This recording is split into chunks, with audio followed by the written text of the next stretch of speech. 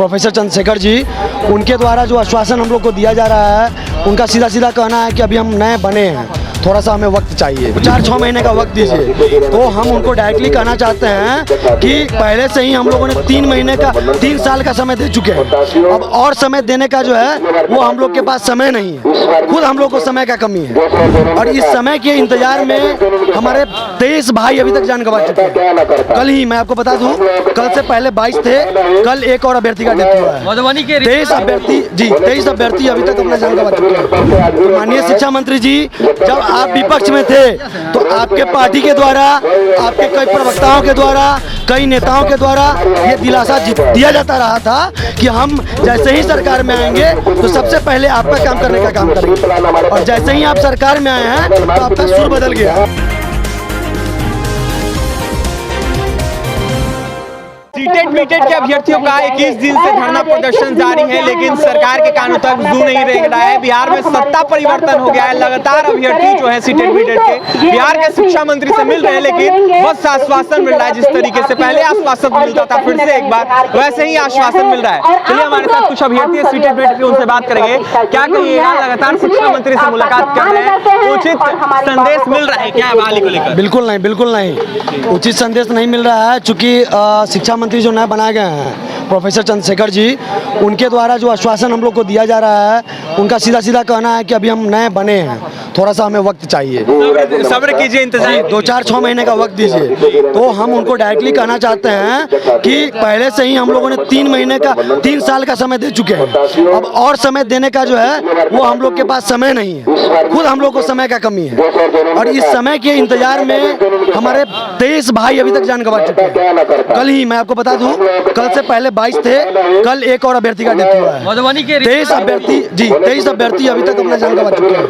तो माननीय शिक्षा मंत्री जी, जब आप विपक्ष में थे तो आपके पार्टी के द्वारा, आपके कई प्रवक्ताओं के द्वारा, कई नेताओं के द्वारा ये दिलासा दिया जाता रहा था कि हम जैसे ही सरकार में आएंगे तो सबसे पहले आपका काम करने का काम करेंगे। और जैसे ही आप सरकार में आए हैं तो आपका सुर बदल गया, बिल्कुल बोल बदल गया है। आप भी अब वही चीज कह रहे हैं जो एनडीए की सरकार कर रही थी।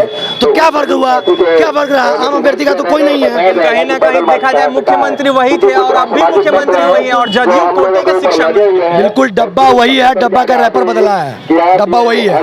तो माननीय मुख्यमंत्री वही है और माननीय मुख्यमंत्री के दिशा निर्देश पर ही काम होना है। आपको जानकारी होगी कि 21 दिनों से अनिश्चितकालीन आंदोलन हम लोग चला रहे हैं और अब हम लोग विवश हो गए हैं। चूंकि जो नई महागठबंधन की सरकार बनी है उससे भी हम लोग संपर्क करके देख लिया, माननीय शिक्षा मंत्री जी से मिलकर संपर्क करके देख लिया, जदयू के भी कल एक वरिष्ठ जो प्रवक्ता है उनसे भी मुलाकात हुई है। तो सब लोगों के द्वारा हम लोग को निराशा ही हाथ लग रहा है और कहीं ना कहीं ये आगे दिख रहा है कि आगे अभी लंबे वक्त तक हम लोग को इंतजार कराने का ये लोग प्रयास कर रहे हैं। तो ये लंबे वक्त तक हम लोग इंतजार नहीं करने वाले हैं और यही वजह है कि कल हम लोग पैदल मार्च करने वाले हैं। हालांकि पैदल मार्च की जानकारी मैं साझा नहीं कर सकता हूं, ये जानकारी कल सुबह अभ्यर्थियों को दी जाएगी। उत्तम जी, सब नेता एक ही जैसे होते हैं? देखिए, अभी कुंदन जी बताए आपको कि सरकार का सिर्फ फेस बदला है, सरकार वही है। आरजेडी के खाते में, आरजेडी हम लोग का पहले से मांग उठाते रहती थी कि शिक्षकों का बहाली किया जाए, और अब आरजेडी का ही शिक्षा मंत्री और आरजेडी के रूप में ही शिक्षा मंत्री आए हैं चंद्रशेखर जी। तो हम ये कहना चाहते हैं कि कभी आप शिक्षा मंत्री चेंज हो जाएंगे, कभी आप प्रमुख सचिव चेंज हो जाएंगे, कभी प्राथमिक शिक्षा निदेशक चेंज हो जाएंगे, बदल जाएंगे। तो क्या हम लोग तो मांग पिछले 4 वर्षों से कर रहे हैं ना? तो ये चीज जान लीजिए कि हम लोग का मांग पिछले 4 वर्षों से है। तो आप लोग भी समझिए कि कम से कम ये अभ्यर्थियों को कितना दिन तक आप टाल सकेंगे? आप भी कई बार आश्वासन दे चुके हैं, तो अब आपका सरकार है, कम से कम 1 महीने बाद ही सही, मगर सुनिश्चित कीजिए कि आपका 7वां चरण कब आ रहा है, एक शेड्यूल जारी कीजिए जिससे अभ्यर्थियों में और बिहार में जो रोष है वो कल आपको 22 अगस्त को आपको देखने के लिए मिलेगा। पूरे बिहार से 38 जिला से अभ्यर्थी आ रहे हैं, ये आपको देखने को मिलेगा।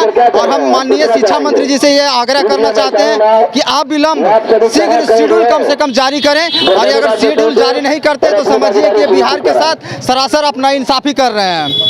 इस सरकार से क्या कुछ कहिएगा, कितना उम्मीद है इस सरकार से बहाली आप लोगों की? सर उम्मीदें तो बहुत सारी है, इसीलिए तो हम लोग अभी तक शांत हैं, क्योंकि अगर उम्मीदें नहीं होते तो हम लोग अभी रोड पे होते। हम लोग 10 दिन से देख रहे हैं सर कि हमारा पॉजिटिव वे में जा रहा है, लेकिन नहीं। हम लोग जब शिक्षा मंत्री के चैम्बर में गए थे तो शिक्षा मंत्री का जो वक्तव्य था सुन के मुझे बहुत आश्चर्य लगा और पीड़ा भी हुई। वो कहते हैं कि आज के डेट में फोटो खिंचाइए और चले जाइए, लेकिन शिक्षा मंत्री को ये चीज बोलना चाहिए था उस टाइम कि अब आइए, हम चेयर पे बैठ चुके हैं, कार्यभार संभाल चुके हैं, अब कार्य करेंगे, फोटो लोगों से गिफ्ट खिंचाएंगे। जी, शिक्षा मंत्री से जब पूछते हैं आप लोग कि हम लोग की बहाली कब करेंगे, तो उनका साफ कहना रहता है आप लोग हमको तोहफा दीजिए।